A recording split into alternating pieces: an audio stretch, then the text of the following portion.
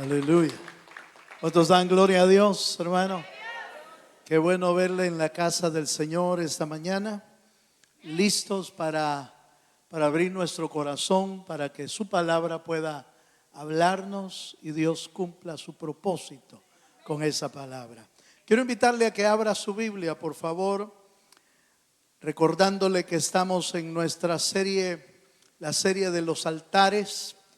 Estamos viendo diferentes altares.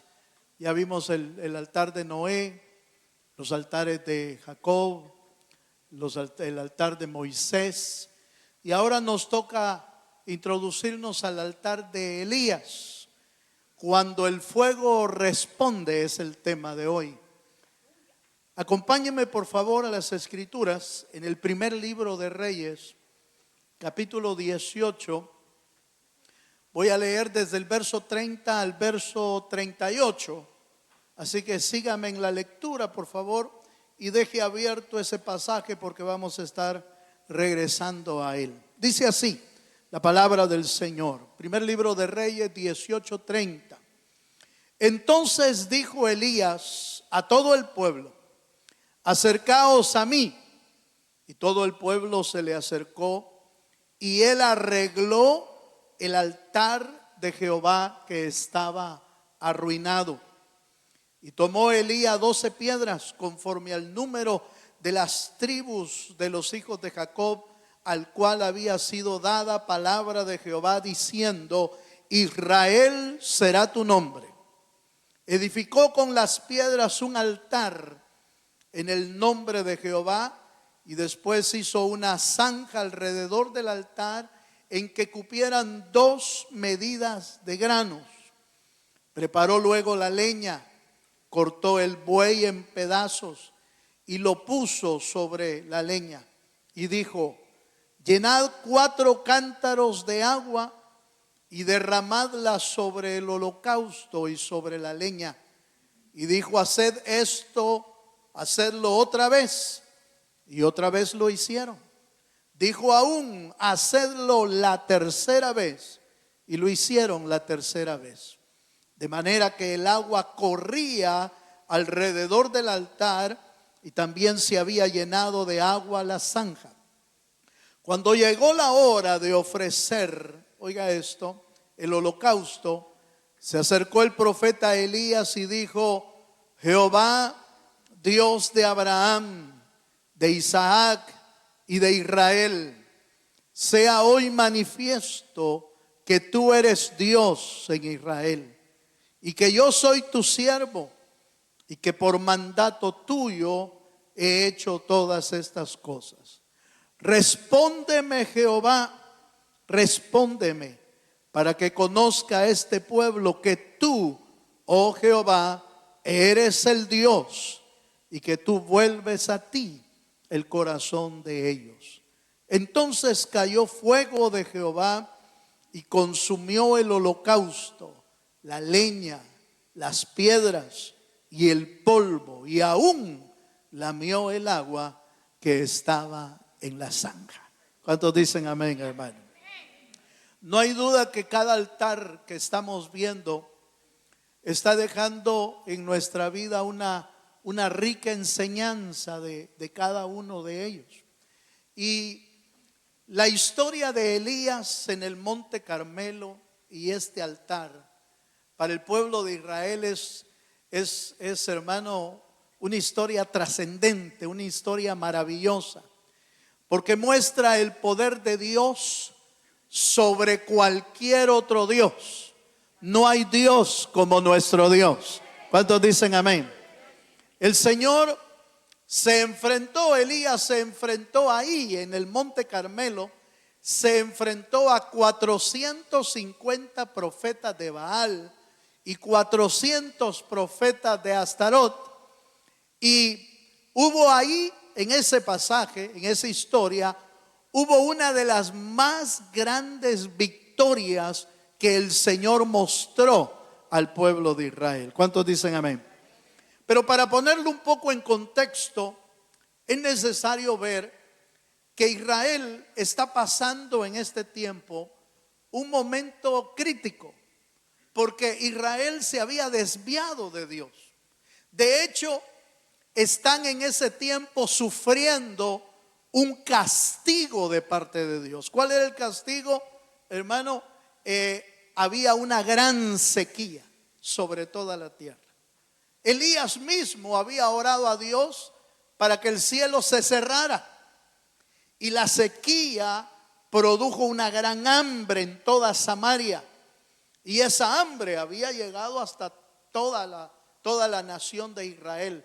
Estaban sufriendo de una manera fuerte. Pero ¿por qué era el castigo?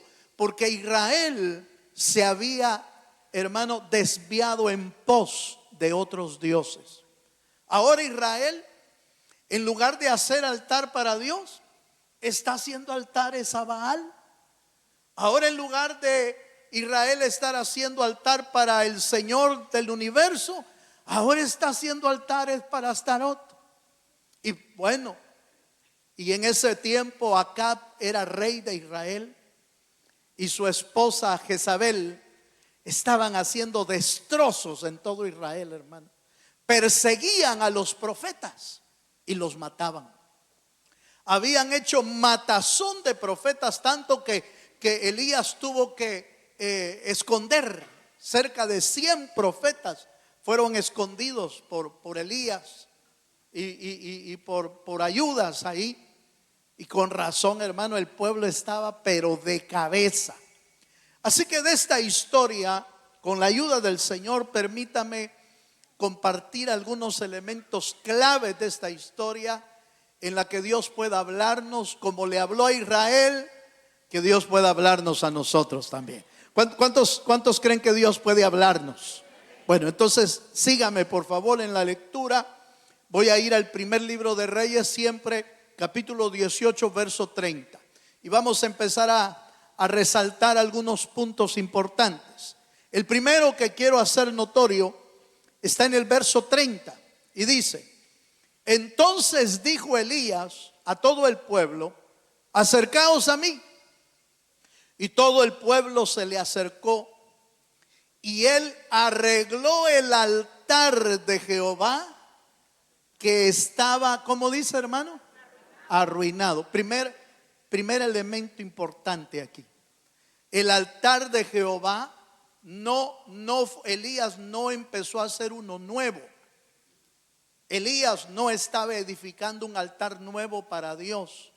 Estaba arreglando el altar que estaba arruinado. ¿Cuántos dicen amén, hermano? O sea que a veces hay gente que tiene altares arruinados. Diga conmigo así. A veces hay gente que no se ha dado cuenta que el altar lo tiene descompuesto, que quiere la bendición de Dios, quiere la respuesta de Dios, y anantío se aparece en el culto. Aleluya. Allá, cuando se acuerda, ora a Dios y empieza a reclamar, pues, y dice: ¿y por qué Dios no me contesta? ¿Y por qué Dios no hace nada? A saber si tiene arruinado el altar y no se ha dado cuenta. Entonces Elías, en esta historia, hace una tremenda confrontación al pueblo, porque se habían desviado en pos de otros dioses, se habían desviado en pos de otros altares, y habían descuidado el altar de Dios. Mira, hermano, los pequeños desvíos, las pequeñas decisiones que a veces tomamos, a veces se pueden convertir en desvíos de la presencia de Dios. Las pequeñas concesiones que a veces comienzan con concesiones sencillas. Hoy no tengo ganas de ir al culto. Hoy no tengo ganas de leer las escrituras. Hoy como que no, hoy no tengo ganas de servir. Y empieza a hacer uno concesiones pequeñas. Ni se van a dar cuenta. Hermano pastor, ni se va a dar cuenta que no llegué. No, si es que lo importante no es que el pastor se dé cuenta. Lo importante es que el pastor de pastores se da cuenta de nuestras concesiones y de nuestros desvíos. Nuestras pequeñas concesiones, mira hermano, al parecer Lot empezó a tomar pequeñas concesiones. Primero se separó de Abraham, porque sintió que ya estaba muy grande, sintió que ya estaba maduro, había prosperado Lot de una manera maravillosa, pero la prosperidad era porque estaba a la par de Abraham. Pero él pensó que ya estaba listo para separarse, y entonces decidieron separarse de Abraham y Lot. Cada uno tomó su propio camino. Abraham, de una manera sabia, le dice: Lot, toma tú a donde tú quieras. Si tú vas al occidente, yo voy al oriente. Si tú vas al norte, yo voy al sur. No te preocupes, tú toma la decisión. Y la Biblia dice que Lot vio la llanura y vio que era un lugar pero próspero. Dijo: este lugar escojo yo, dijo. Y empezó a caminar hacia la llanura, solo que no se dio cuenta que a la orilla de la llanura estaba Sodoma y Gomorra. Solo eso no se dio cuenta. Pero Abraham dijo: no, yo me voy para el otro lado. Abraham vio el gran desierto. No había nada próspero ahí. Pero si Dios está contigo, sea en el mismo desierto, Dios te hace prosperar en cualquier lugar donde Dios va contigo. ¿Cuánto dan gloria a Dios? A la vista de los ojos pareció bien la decisión de Lot. Y ya estando cerca, no se fue a meter de un solo a Sodoma y Gomorra, sino que la Biblia dice que acampó cerca. Pero poco a poco, mire, empezó a hacer concesiones. Dijo: no, pero me queda muy lejos el supermercado. Aleluya. Y dijo: no, mejor me muevo, dijo. Y se movió más cerca de Sodoma. La escuela me queda muy lejos, más cerca. Y cambió su tienda y volvió a cambiarse. Después dijo: no, pero el trabajo me queda muy lejos. Otro paso. A veces nosotros vamos tomando concesiones sin darnos cuenta que nos vamos alejando de Dios. Pero ese trabajo me pagan más. Sí, pero ya no te queda tiempo para buscarle. No, pero ese trabajo que me van a dar me va a hacer prosperar. Sí, pero ya no te dio tiempo para leer la Biblia, ya no te dio tiempo para orar, ya no te dio tiempo para congregarte. Y empieza a dar uno concesiones. Cuando viene a sentir uno, ya está metido en Sodoma y Gomorra.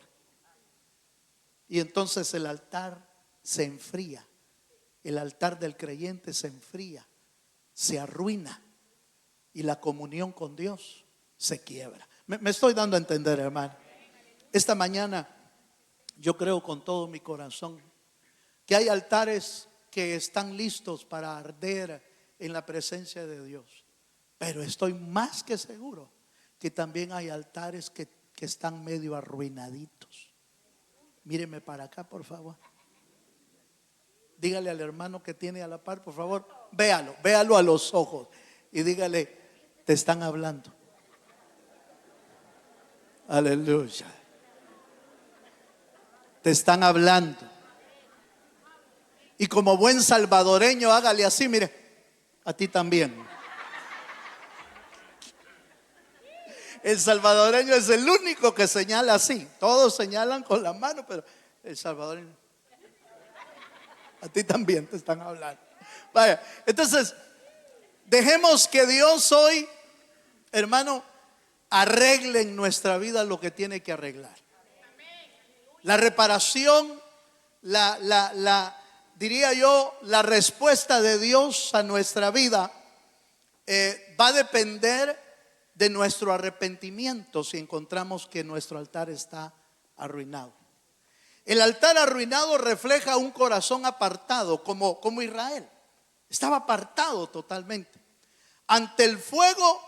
Hermano, antes de que venga la respuesta de Dios, tiene que haber una restauración en nuestra vida. Si no reparamos nuestro altar, Por más que usted diga, pero yo ya le pedí. Sí, pero está arruinado el altar. No sube la oración. No sube el sacrificio. Está cerrado el cielo. Entonces hay que repararlo. Y la reparación primera es el arrepentimiento en nuestro corazón. Entonces para poder reparar esto, en segundo libro de Crónicas 7:14, el escritor de este pasaje dejó una perla, hermano, una belleza de texto para aquellos que queremos ser bendecidos por Dios. Segundo libro de Crónicas 7:14. Yo sé que muchos lo conocen hasta de memoria, pero yo se lo recuerdo aquí. Dice: si se humillare mi pueblo, sobre el cual mi nombre es invocado, y oraren y buscaren mi rostro, y se convirtieren de sus malos caminos, entonces yo oiré desde los cielos, perdonaré sus pecados y sanaré su tierra. Dele un aplauso al Dios de los cielos, hermano. Mire, en el verso hay por lo menos 3 bendiciones rápidas. Él oirá desde el cielo, perdonará nuestros pecados y sanará nuestra tierra. Una tierra sana habla de una tierra fértil. Eso es. Una tierra sana es una tierra fértil, es una tierra productiva, es una tierra fructífera. ¿Por qué? ¿Por qué la bendición y la fructificación de Dios no está llegando? ¿No será que no nos estamos humillando? Porque el texto comienza diciendo: si se humillare mi pueblo. La reparación del altar comienza con una humillación, con un arrepentimiento. Y eso es lo que estaba buscando Elías. Elías estaba buscando mostrar que Dios es un Dios poderoso, pero también el accionar, la confrontación de Elías para el pueblo no era para destruirlos, era para que el pueblo tornara su corazón a Dios. ¿Cuántos dicen amén, hermano? Entonces, para poder restaurar nuestra vida, el altar, necesitamos, hermano, humillarnos delante del Señor. Necesitamos arrepentirnos. Si de repente usted y yo descubrimos que hemos abandonado la oración, que hemos abandonado la comunión con Dios, que ya no nos estamos esforzando por leer las escrituras, que ya no nos estamos esforzando por orar, que ya nos estamos esforzando por buscar a Dios, que ya no nos estamos esforzando para servirle. Eso quiere decir que nuestro altar podría estar medio arruinadito. Aleluya. Pero hoy es un buen día. Yo lo creo. No sé si usted, pero yo creo que lo que Dios buscaba con Elías era hacer tornar el corazón hacia Dios. Y yo creo que Dios hoy quiere hacer tornar nuestro corazón hacia el Dios de los cielos. Reconocer que nos hayamos alejado de Dios. No le pase, por favor, no cometa el error de pasarle la balanza a otro, porque de repente usted y yo a veces cometemos ese mal. Y le decimos: ay, hombre, si hubiera venido la familia, ¿qué? Mejor no digo, porque de repente digo el suyo, ¿va? Si hubiera venido hoy, ay, ese mensaje era para fulanito. O de repente a usted se le ocurre decir: mira, vos te están hablando a vos. No. Cada uno revise cada uno su altar. No se trata de revisar el altar de nadie. Cada uno revise su propio altar. Y si encuentra usted que falta la comunión, falta la oración, falta la búsqueda, falta la lectura, falta la congregación, falta el servicio, usted es candidato para pedirle hoy junto conmigo: Señor, perdónanos. queremos arreglar nuestro altar para que la presencia de Dios siga fluyendo en nuestra vida. Dele un aplauso al Dios de los cielos. Vaya. Segundo elemento importante de esta historia. Primer libro de Reyes 18:31 dice, 18:31, y tomando Elías 12 piedras conforme al número de las tribus de los hijos de Jacob, el cual había sido dada palabra de Jehová, diciendo, Israel será tu nombre. Segundo elemento importante de esta historia, esas 12 piedras. ¿Será que a Elías se le ocurrió agarrar 12 piedras? ¿O quería mostrar algo? Quería mostrar dos cosas importantes que yo creo que es importante que nosotros las aprendamos. 12 en la Biblia es número de autoridad. ¿Cuántos dicen amén? Para que usted y yo tengamos un altar fluido para con el Señor, es importante entender que necesitamos estar bajo la autoridad del Dios de los cielos. Hermano, si queremos que el altar de Dios esté encendido en nuestra vida, tenemos que aprender a decirle al Señor, Señor, haz tu voluntad, y dejar de hacer la nuestra. Porque está claro, por supuesto, usted y yo podemos decidir seguir haciendo nuestra voluntad. No, es que a mí, no sé si usted alguna vez dijo estas palabras. Yo las dije más de alguna vez. Yo dije, a mí nadie me manda. ¿Usted las dijo alguna vez? ¿Cuántos dijimos esas palabras, esas frases? Y los que no la levantaron también, pero se están haciendo. Pero mire, uno dijo en alguna vez de su vida, dijo, no, a mí no me manda nadie, yo hago lo que quiero, yo voy a hacer esto y punto. Pues va, está bien. Así hemos venido a veces viviendo en la vida, haciendo lo que nosotros queremos, haciendo lo que se nos antoja y haciendo a un lado a Dios de nuestra vida. Pero quiero decirle una verdad tremenda. La Biblia, la historia y la experiencia demuestran que cuando usted y yo decidimos nuestra vida, nos va mal. Aunque no diga amén, porque lo miro muy callado hoy. Nos va mal, hermano. Cuando usted y yo decidimos y decimos, no, yo voy a hacer esto, y yo voy a hacer esto otro, y yo voy a hacer esto otro, nos va mal. Nos va mal. La Biblia lo dice. Unas cosas vienen por la obediencia y otras por la desobediencia. La historia, hermano, la historia de ver gente que ha venido haciendo su voluntad, nos dan respaldo para decirlo. Hemos tenido nuestras propias experiencias. Cuando nosotros queremos tomar nuestras propias decisiones, nos va mal. Pero cuando Dios toma el control, las cosas cambian, hermano. No que no tengamos problemas. Claro que vamos a pasar problemas y algunas dificultades, pero si Dios va en control, todas las cosas ayudan para bien a los que aman al Señor. ¿Cuántos dan gloria a Dios?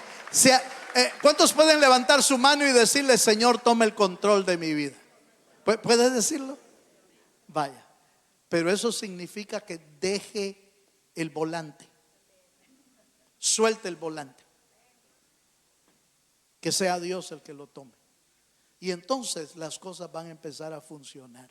Entonces Elías, a través de las 12 piedras que levantó el altar, quería enseñar, hermano, que Israel estaba desorientado, estaba desviado, y que era necesario que dejaran de hacer su voluntad y empezaran a seguir la voluntad del Señor.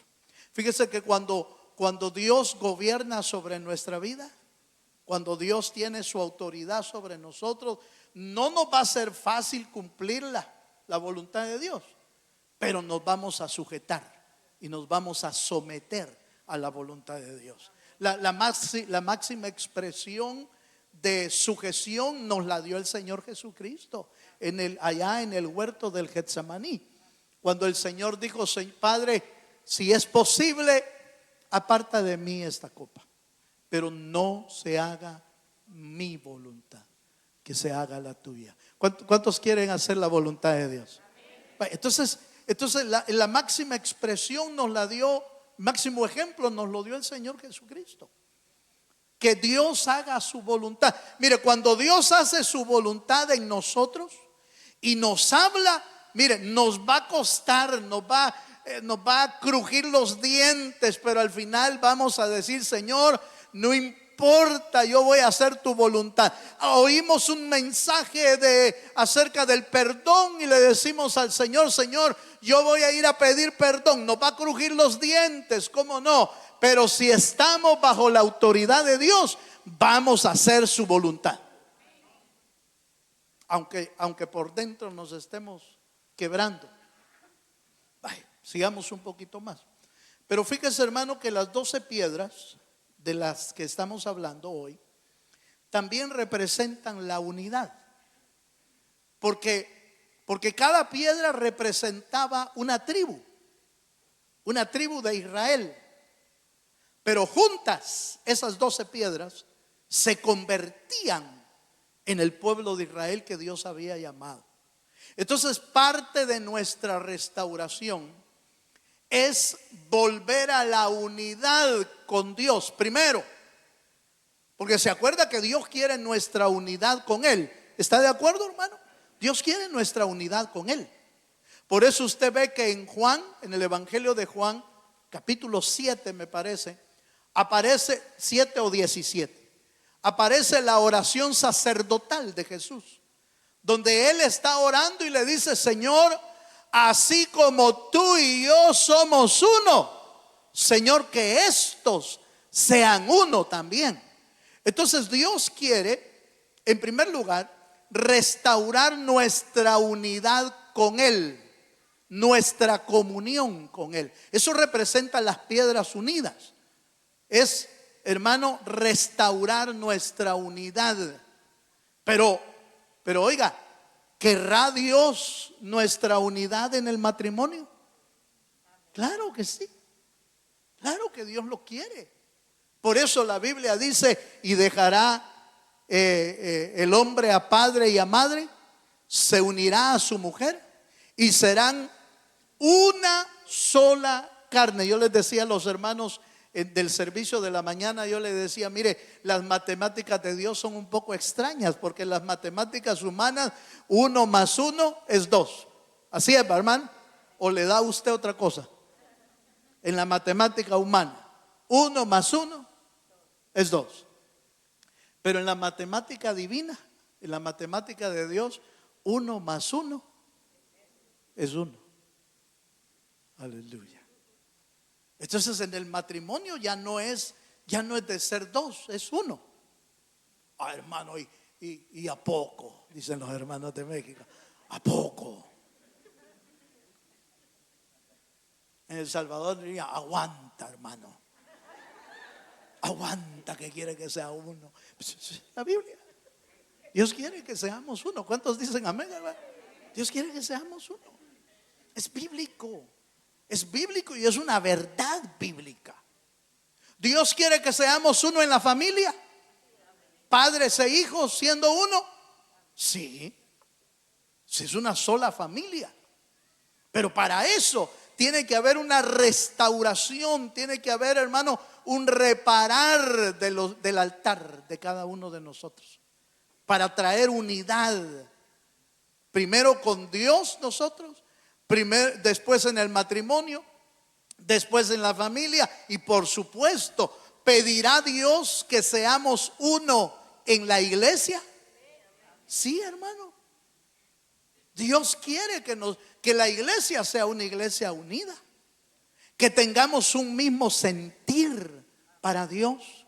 Mire, esta mañana usted vino quizás pensando en muchas cosas. Venimos a la iglesia con diferentes gustos. Algunos les gusta un tipo de comida, a otros les gusta otro tipo de color, a otros les gusta un diferente equipo, cualquier cosa, podemos ser diferentes en todo, pero cuando venimos a la casa de Dios debemos de traer un solo corazón, que Dios sea honrado, glorificado y exaltado en la casa del Señor. Esa es unidad. Es unidad espiritual. Nos unimos como un solo hombre. Eso lo encontré en Nehemías capítulo 8, versículo 1. La unidad produce la manifestación de Dios. Nehemías 8:1 dice: y se juntó todo el pueblo como un solo hombre en la plaza que está delante de la puerta de las aguas. Y dijeron a Esdras el escriba que trajese el libro de la ley de Moisés, la cual Jehová había dado a Israel. Hermanos, se juntaron en la plaza y Esdras empezó a leer las escrituras. Y todos estaban atentos oyendo el mensaje de Dios. ¿Qué era lo que estaba pasando? Estaban en unidad. Habían preparado su corazón para adorar a Dios con todo su corazón. No fue unidad lo que pasó allá en el Pentecostés. La Biblia dice que estaban unánimes juntos. Y entonces descendió el poder del Espíritu Santo en el aposento alto. Cuando hay unidad, oiga esto, cuando hay unidad hay manifestación del poder de Dios. Cuando hay unidad. Entonces la importancia de la unidad es interesante. Las 12 piedras nos hablan de autoridad sobre nuestra vida. Las 12 piedras nos hablan de unidad. Dios, aunque veía un pueblo desunido, cada quien buscando, Él los trató como un pueblo, un solo pueblo, para poder derramar su bendición ahí. Número 3. Tercer elemento relevante en esta historia la encontramos en primer libro de Reyes 18, verso 32 al 35. Sígame por favor, hermano, voy un poquito más rápido. 18:32 dice: edificó con las piedras un altar en el nombre de Jehová. Después hizo una zanja alrededor del altar en la que cupieran 2 medidas de grano. Preparó luego la leña, cortó el buey en pedazos, lo puso sobre la leña y dijo: llenad 4 cántaros de agua y derramadla sobre el altar, sobre el holocausto y sobre la leña. Y dijo: haced esto otra vez. Y otra vez lo hicieron. Dijo aún: hacerlo la tercera vez. Y lo hicieron la tercera vez, de manera que el agua corría alrededor del altar y también se había llenado de agua la zanja. ¿Cuántos dicen amén? Mire, hermano, ¿en qué altar había visto usted que el sacerdote o el que estuviera haciendo el altar hubiera primero llenado de agua el sacrificio? Si usted tiene la intención de prender fuego a algo, ¿le echa agua primero? ¿Usted va a asar carne en su casa y lo llena los carbones de agua primero? No es lógico. No es lógico. No tiene sentido llenar el sacrificio de agua. No tiene sentido. Porque ¿cómo va a agarrar fuego el altar? ¿Cómo va a agarrar fuego la leña?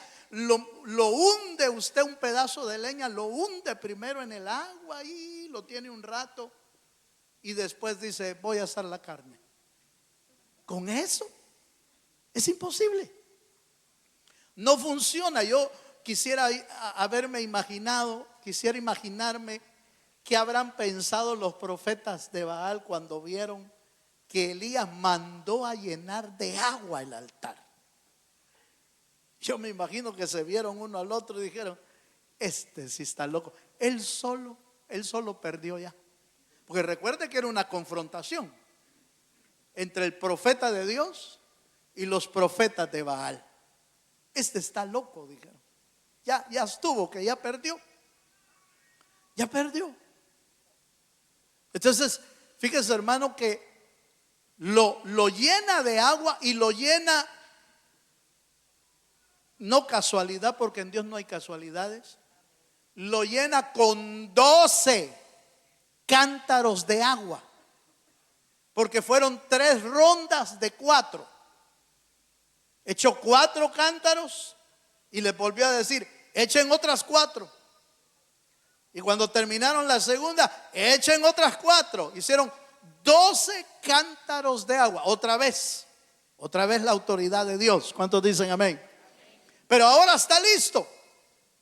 Ahora está listo para encenderlo, pero está lleno de agua. ¿Y sabe de qué nos habla esto? Del agua, hermano, y de la zanja, de la imposibilidad humana para poder hacer un altar. Elías quería mostrar que el Dios a quien él servía es el Dios de los imposibles. Por eso lo llenó, pero hermano, corría, dice el agua. Corría el agua en el altar, porque Elías quería mostrar: este altar humanamente no se puede encender. Eso es imposible. No se puede encender. Solo lo puede encender Dios.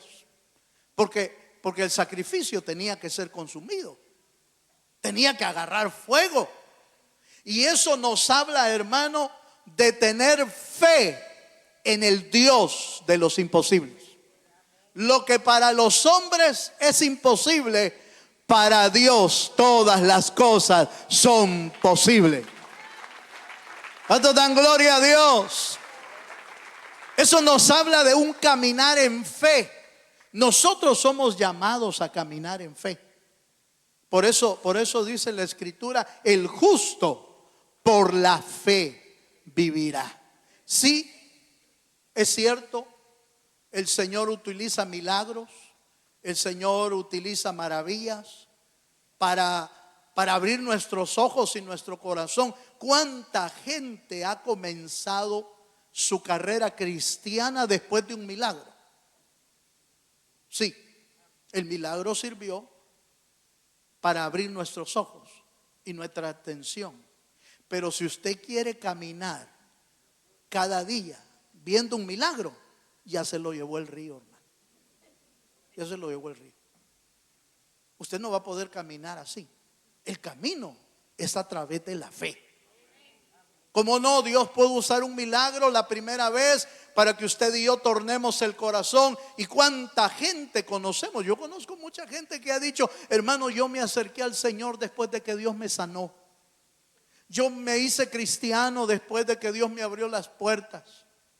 Yo me hice cristiano cuando el Señor pagó mi deuda de una manera milagrosa. Yo me hice cristiano después de un accidente y que milagrosamente salí vivo. Yo me hice cristiano cuando fui a parar al hospital y los médicos dijeron: este se muere porque se muere. Y Dios lo levantó de ahí. Y uno dice: yo soy un milagro viviente, porque del hospital, casi de la muerte, nos rescató el Señor. ¿Cuánto dan gloria a Dios? Sí, eso estaba bueno para el principio.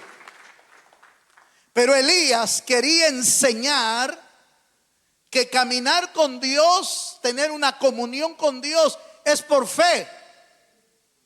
Que aunque parece imposible que el altar agarre fuego, Dios puede enviar fuego para que llene ese altar. Parece imposible, hermano, pero si yo soy hijo de Dios, soy creyente. Sí, pero a veces, hermano, pareciera. Los que no vinieron, los que vinieron en la mañana, así les dije a los de la mañana también.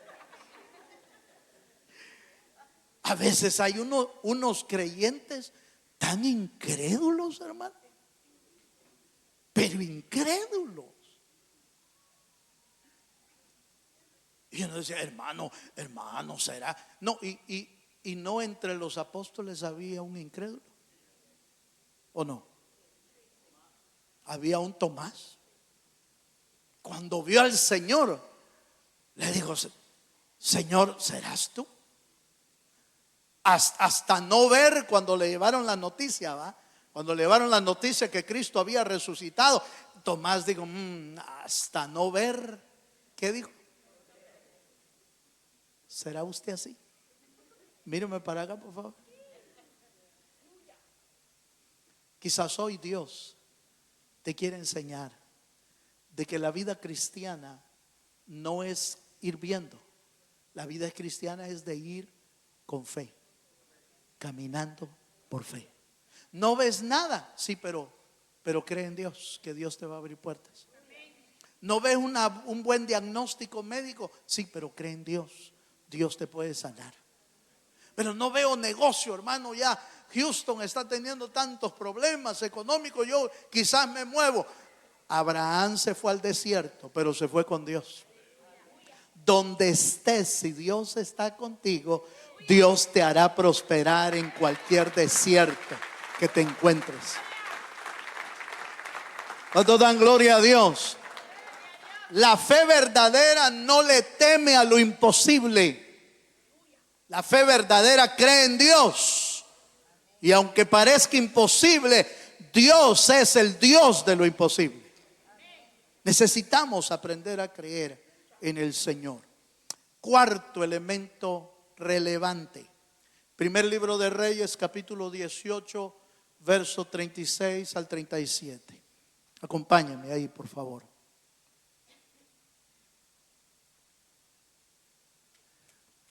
Primer libro de Reyes, 18, 36 al 37.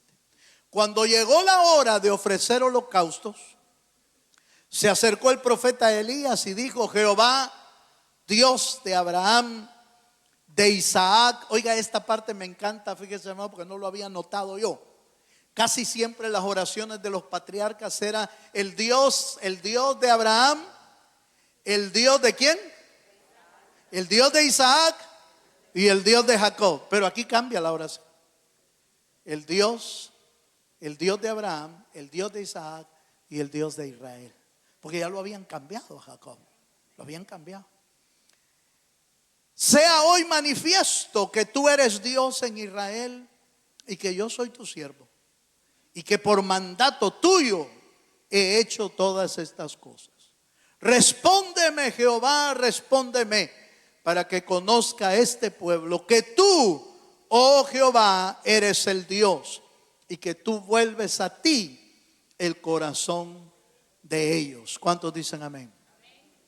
Elías, cuando oró, no oró para hacer un gran show o hacer un espectáculo de su oración.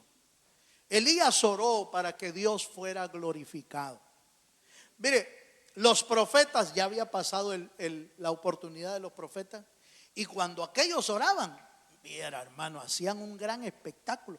Dice que gritaban, lloraban y se sajaban, se herían con cuchillo. Puro espectáculo.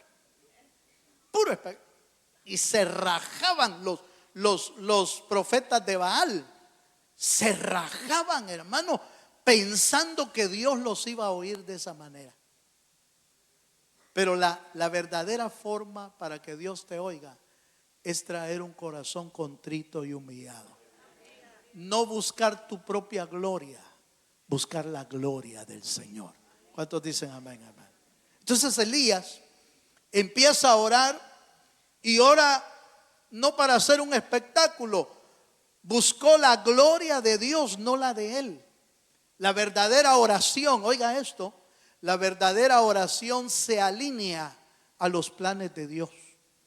Hasta ni siquiera pide uno lo que uno quiere, sino que le dice a Dios: Señor, haz como tú quieras, Señor, en mi vida. Ese es alinearse a la voluntad de Dios, alinearse a los planes del Señor.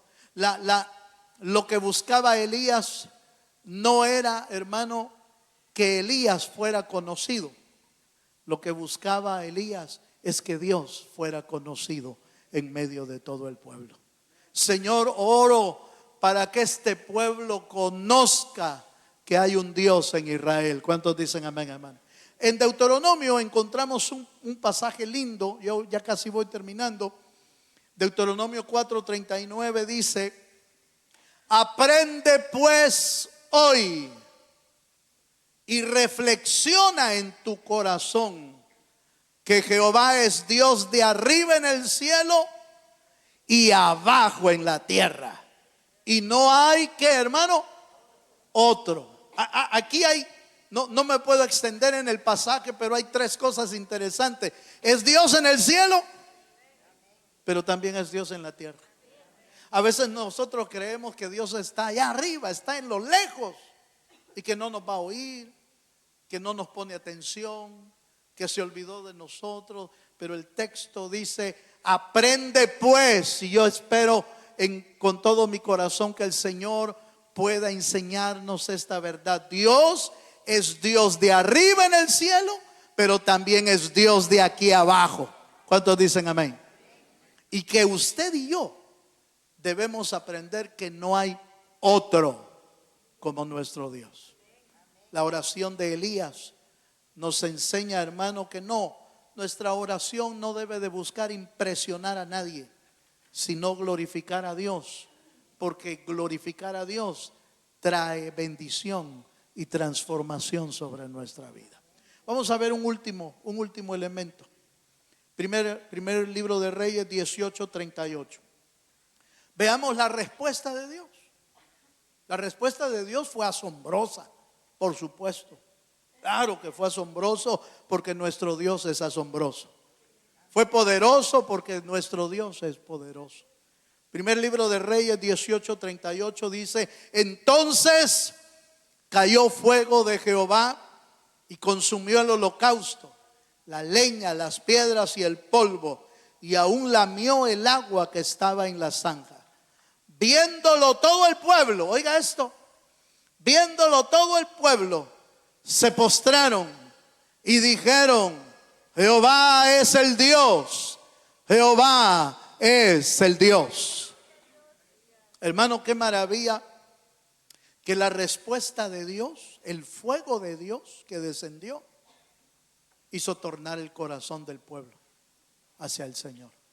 Cada vez que Dios se mueve y se manifiesta, puede hacer tornar nuestro corazón. Por eso es que necesitamos exponernos.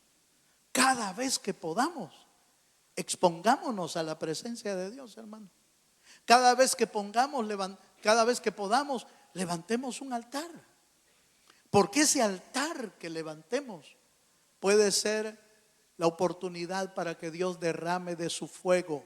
El fuego de Dios es maravilloso porque al creyente no lo destruye, al creyente lo aviva. Aunque para otros el fuego sea juicio, porque a Sodoma y Gomorra también le cayó fuego para destruirlo. Pero en el altar, cuando el fuego caía, era, hermanos, simbólico, porque eso representaba la presencia de Dios, el respaldo de Dios, la transformación de Dios, el avivamiento de Dios. Por eso allá en el Pentecostés cayeron como lenguas de fuego. ¿Se recuerda usted?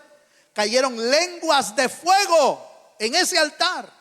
En el Pentecostés 120 hombres y mujeres se unieron para levantar un altar, y el fuego del Dios de los cielos descendió y todos fueron llenos del Espíritu Santo.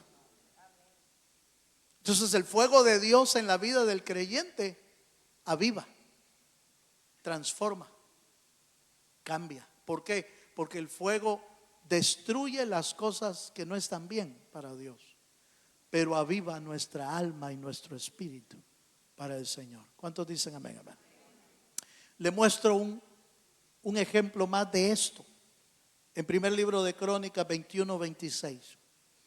No solo a Elías le respondió con fuego, también a David, fíjese, hermano, le respondió con fuego. Allá en Salomón la gloria de Dios cayó. Pero fíjese que en el libro de Crónicas, voy a terminar con este pasaje.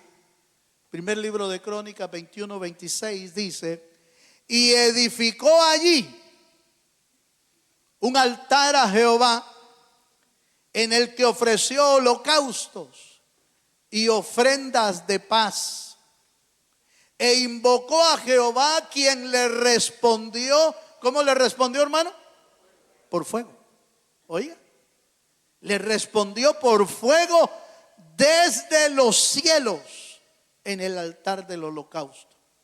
Entonces Jehová habló al ángel y éste volvió su espada a la vaina. La historia de este pasaje es maravillosa. Yo le animo a que lea todo el capítulo 21. Porque David está haciendo un altar un poco afligido aquí. ¿Sabe qué había pasado? David había censado el pueblo. Y en el censo del pueblo, David pecó contra Dios. Pecó. Y entonces Dios lo iba a castigar a David. Y le dijo Dios a David: escoge tres tipos de castigo. Y le dio 3 años de hambre, 3 meses de perder contra tus enemigos, o 3 días de espada de Jehová. ¿Cuál hubiera elegido usted, hermano? ¿Cuál hubiera elegido? Bueno, David eligió de plano la que se ve, logró entender que era la mejor. Yo no quiero que el pueblo pase hambre. Yo no quiero perder delante de nuestros enemigos, porque los enemigos nos van a hacer pedazos. Señor, que sean 3 días de espada de Jehová. Lo que no sabía era que iban a enviar a un ángel con una espada y que trajo una terrible mortandad al pueblo de Israel.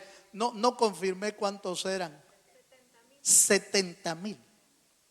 70,000 se murieron un día. El gran poder de Dios, hermano. A veces uno cree que nuestros pecados no tienen consecuencia, pero los pecados pueden tener consecuencia en nuestra vida y pueden tener consecuencia en nuestra casa, en nuestra familia. David empezó a ver la mortandad que hubo en el pueblo, pero dice la Biblia que Jehová se arrepintió y le mandó a decir con el profeta: haz un altar. Y dice que David hizo un altar en la ¿cómo se llama hermano? Hay un jebuseo. Hizo un altar en el terreno de, ¿cómo? Arauna el jebuseo. Bueno, no, me parece que es otro nombre. Ornán el jebuseo. Y compró la propiedad y empezó a hacer un altar ahí. Y en ese altar Dios contestó con fuego. Y le dijo Dios al ángel: detente, ya no sigas. Ahí paró. Fíjese que el Señor me habló en el primer servicio, en este pasaje, de esta manera. Hay gente que cuando está siendo disciplinada por Dios, deja de hacer altares. Y por eso es que la disciplina sigue para largo, porque no decidió hacer altares. Cuando usted y yo estemos en alguna prueba, en alguna disciplina, no deje de hacer altares, porque hacer altar a Dios puede ser que la disciplina se pare, que Dios la detenga. Maravilloso, porque Dios no la detuvo desde el principio. Ay, pobrecito David, 3 días. No se arrepintió, le dejó venir la disciplina a David. Pero cuando levantó altares, ¿cuántos quieren levantar altares? Se van. Cuando usted esté pasando por pruebas, levante altares. Lo tienen en disciplina el Señor, haga altares. Quizá el Señor se arrepienta. Ese es un arrepentimiento divino, no es un arrepentimiento humano, es un arrepentimiento divino. ¿Se arrepiente Dios? Sí. En su divinidad y en su soberanía. En su soberanía, Dios puede tomar decisiones de perdonar y de misericordia para nuestra vida.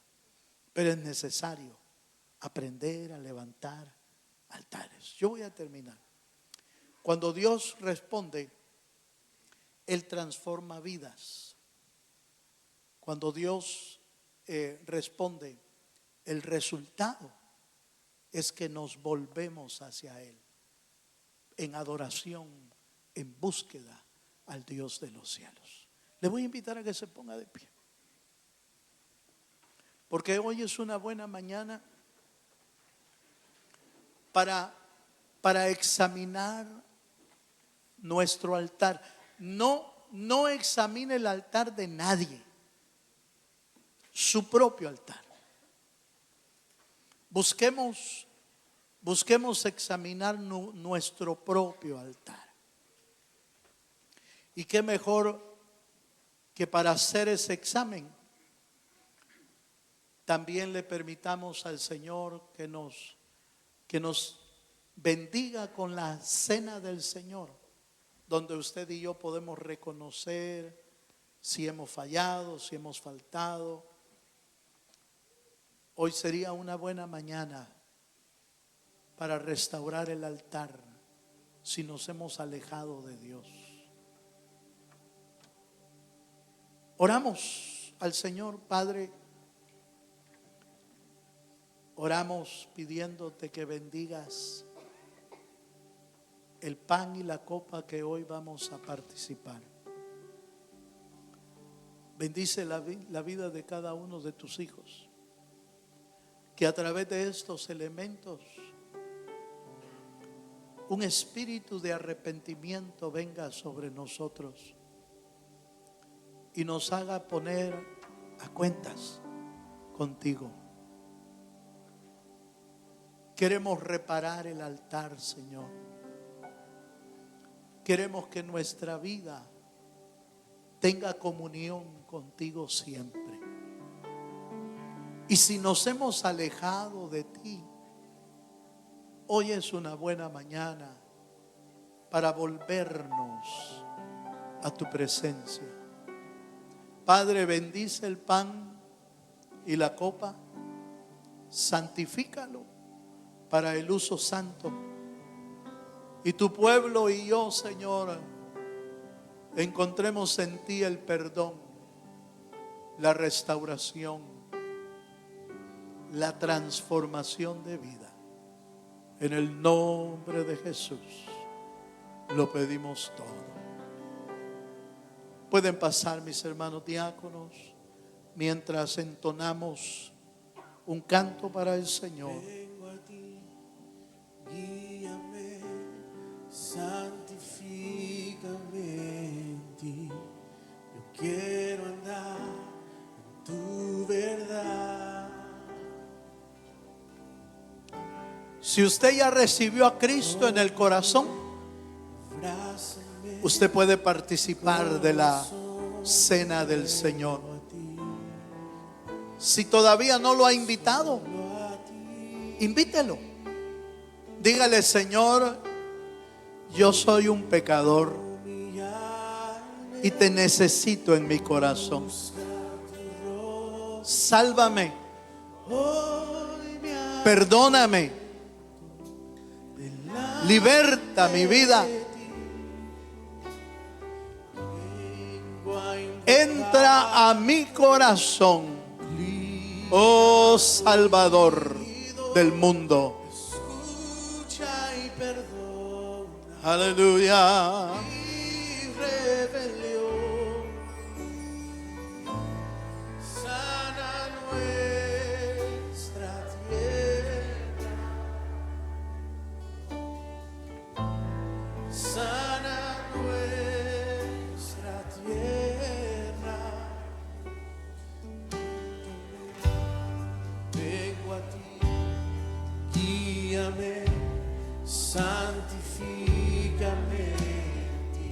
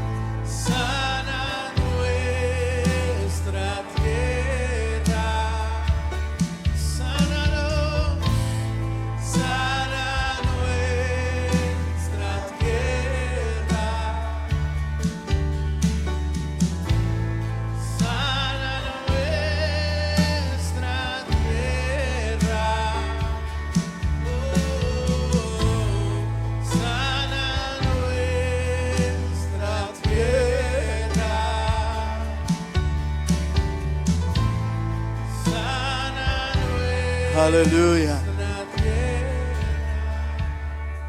Ahí, si usted ya tiene el pan y la copa en sus manos, te voy a invitar a que cierres tus ojos y de una manera personal examina esta mañana cómo está tu altar delante de Dios. Porque Dios te invita a tener un altar encendido, a tener un altar que fluye la presencia de Dios. Dios no quiere que tengas un altar arruinado. Dios quiere tener comunión con tu vida. Y esta mañana el Señor nos da la oportunidad de arrepentirnos, de pedir perdón. Si hay cosas que te han alejado de Dios, si hay cosas que han hecho que ya no le busques igual, que ya no oras, que ya no lees la escritura, que apenas te congregas, hoy es una buena mañana para pedirle perdón al Señor. Oramos. Padre, Señor, mira la vida de cada uno de tus hijos. Nos presentamos delante de tu altar, creyendo, Señor, que solo tú puedes perdonar nuestra vida. Nos acercamos creyendo que en ti hay perdón, que en ti hay sanidad, que en ti hay restauración. Queremos ser restaurados, Señor. No queremos alejarnos como el pueblo de Israel se alejó de ti. Se alejaron tan lejos que empezaron a adorar otros dioses. Señor, perdónanos. Se anima a pedirle perdón al Señor esta mañana. Señor, perdónanos. Límpianos, purifícanos. Confesamos que somos pecadores, que te hemos fallado, pero que tú no quieres la muerte de los santos, sino que los quieres volver a ti. Usa, Señor, usa esta palabra, usa tu espíritu para que cada uno de nosotros volvamos al arrepentimiento, volvamos al perdón y tú puedas traer sanidad al espíritu, al alma. Restaura nuestra comunión contigo, Señor, en el nombre poderoso de Jesús. La Biblia dice que la noche en que Jesús fue entregado, repartió el pan entre sus discípulos diciéndoles: tomad y comed todos de este pan, porque esto es mi cuerpo que será derramado, será quebrantado por vosotros. Señor, en tu nombre comemos de este pan anunciando tu muerte, pero también anunciando tu perdón en nuestra vida. En el nombre de Jesús, comamos todos del pan, en el nombre de Jesucristo.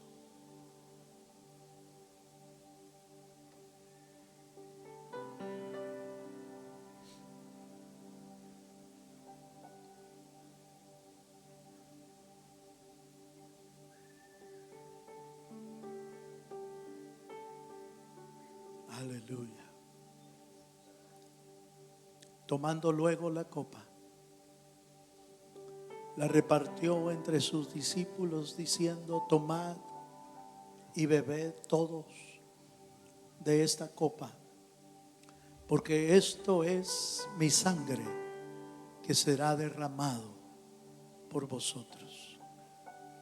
En la cruz del Calvario se derramó la sangre de Jesús para que tú y yo fuéramos perdonados. Recibe hoy el perdón de nuestros pecados por medio de su sangre. Señor, en tu memoria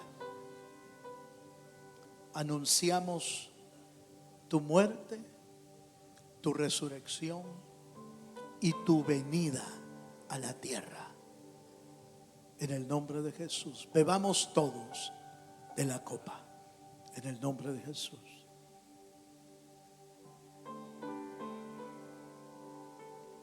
Aleluya. Oh, bendito Dios. ¿Quieres levantar un momento tus manos? Tomémonos unos minutos para darle gracias a Él. Si has recibido perdón de Dios, dale gracias. Si has recibido del perdón del Señor, dale gracias. Dile: Señor, gracias. Oh, gracias, Señor.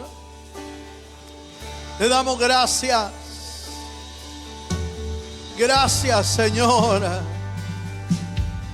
Sana nuestra tierra, Señor. Sana, Dios, tu vida. Delante de ti, Dios trae sanidad. inclina tu oído. Él no vino para condenarte. Él vino para darte vida y vida en abundancia.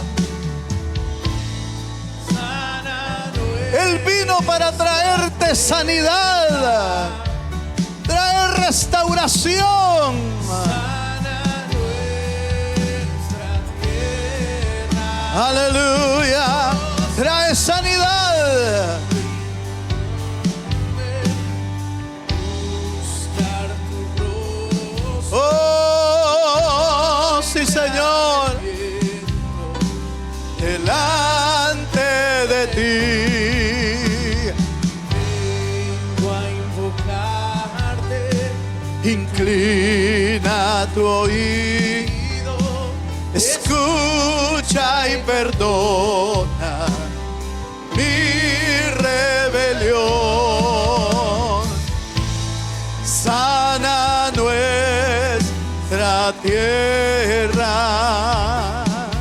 Díselo.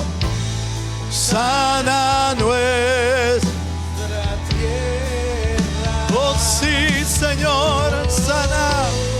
Sana nuestra tierra. Oh, sí, por favor.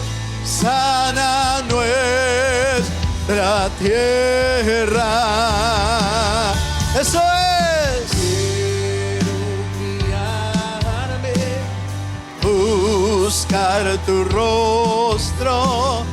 Hoy me arrepiento delante de ti.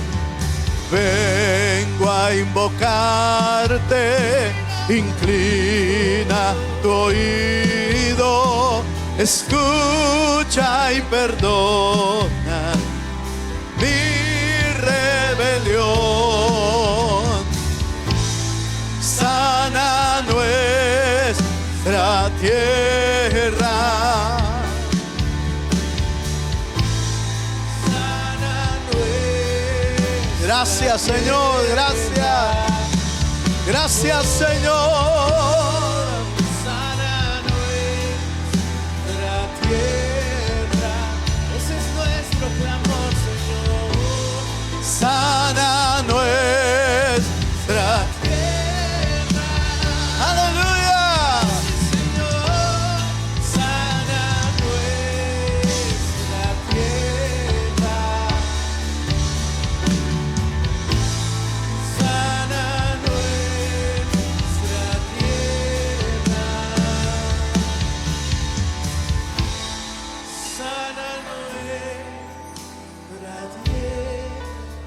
Padre, gracias te damos. Señor, sana corazones, restaura altares, sana familias, sana matrimonios, sana a tu iglesia, Señor, para que estemos listos y preparados para volar cuando tú vengas, Señor. A ti la honra, a ti la gloria, a ti el honor, Señor, por los siglos de los siglos. Amén, Señor Jesús.